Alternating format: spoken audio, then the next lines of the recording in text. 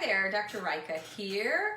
This is a new video called What Your Doctor Probably Never Told You About Your Thyroid. And actually it's an introduction to next week's part 4 video on the 4 words your doctor should never say, your labs are normal. So this is a segue to thyroid function. So this is a very simplified picture.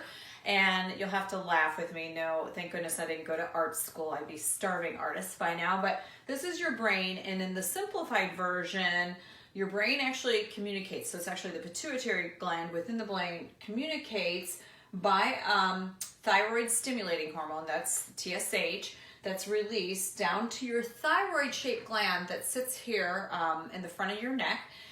To release thyroid hormone. So the first thing that's released is free T4. And the way I like to look at it is that is like me giving you a check. So if I give you a check, you can't go to the store and buy anything with it because it's not been activated, so to speak. So to activate that, that check has to be converted to cash, and that's free T3. So free T3 is the cash. Now, in a normally functioning system, if you're producing enough thyroid, the free T3 will feed back onto the brain and keep the TSH at a low level. If the brain perceives that the thyroid hormone is too low, this TSH will try to stimulate the thyroid gland again and again and again. So an underactive thyroid, what you'll see in the laboratory values is that the TSH is high. And in many cases, unfortunately, the TSH is what we call subclinically elevated for many, many years, like it was for me for almost a decade before it was discovered. Now, there's one other special caveat, and so to know is that things like stress or having anorexia, so if you're not eating enough, or times of famine, so think about, in the concentration camps, they were starved, and then like toxins. So any stressor that comes in will take that check and it actually voids the check. And the voided check is something called reverse T3. So let's go over that again. The brain releases thyroid stimulating hormone, communicates down to the thyroid gland to say, hey, we need some thyroid hormone. Thyroid hormone is released. The first portion that's released is free T4, and that's in the form of a check. The check gets converted to cash, and that does all of these things require nutrients. We'll review. Free T3 is the cash and the actual active form of the thyroid hormone.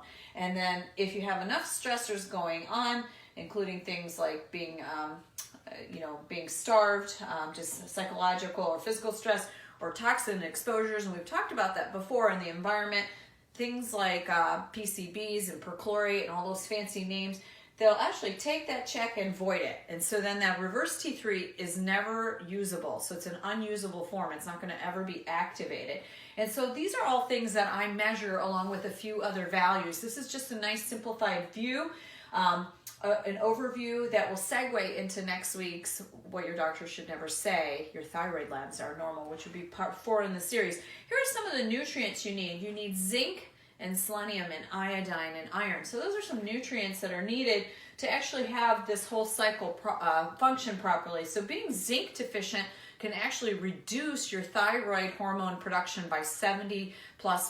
That's huge. So just being zinc deficient. So I had a young child come in, his mother was hypothyroid. He was 6 years old and he looked like he was hypothyroid, and we measured his nutrient levels, replaced his zinc, and it all went away. It's just simply that simple. Same with the toxins, is detoxifying someone from the toxic exposure. So unfortunately, what your doctor measures is just the TSH, and as you can see, it's an incomplete view of what's going on with the thyroid hormone or the thyroid gland and thyroid hormone production in and of itself. So next week we're going to talk about some actual lab values and take a closer look. So I hope you enjoyed this week's introductory video on what your doctor probably never told you about your thyroid gland.